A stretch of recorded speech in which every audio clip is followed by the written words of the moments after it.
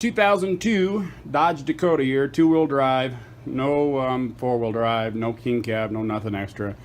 3.9 liter engine. I believe that's what it was. If you're curious, it's on your tag right there. 3.9 liter. So we got an STP 616 S16. We're going to do an oil change on it. Quick and easy here. These are the best oil wrenches for this particular job. A lot of times I just do them by hand, but you almost have to have these for this type of job, not the old-fashioned one that, you know, with the strap.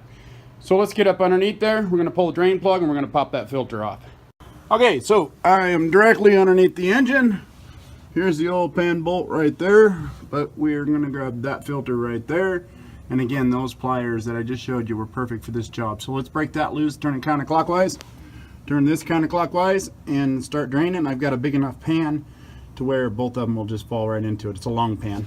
So let's get those off. Okay, I just wanted to show you this with these wrenches.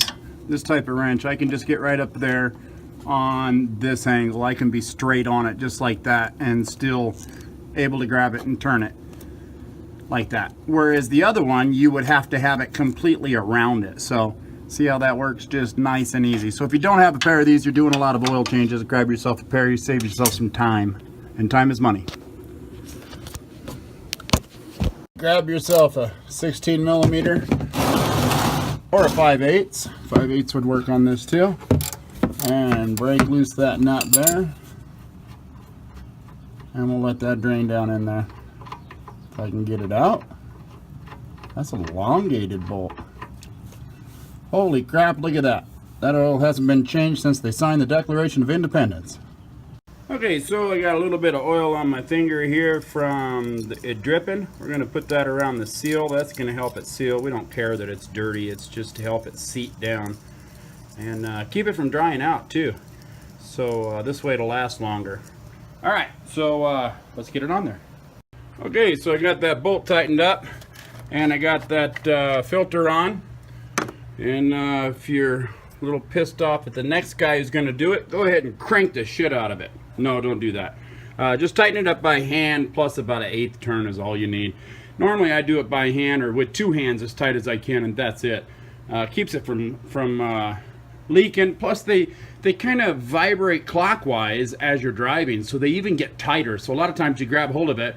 The joke I just made about cracking it real tight or cranking it real tight, they actually tighten up on you as you drive, so sometimes they're hard to get off. So let's go ahead and get our oil in there. Now the book says 4.02 quarts. That's with your new filter.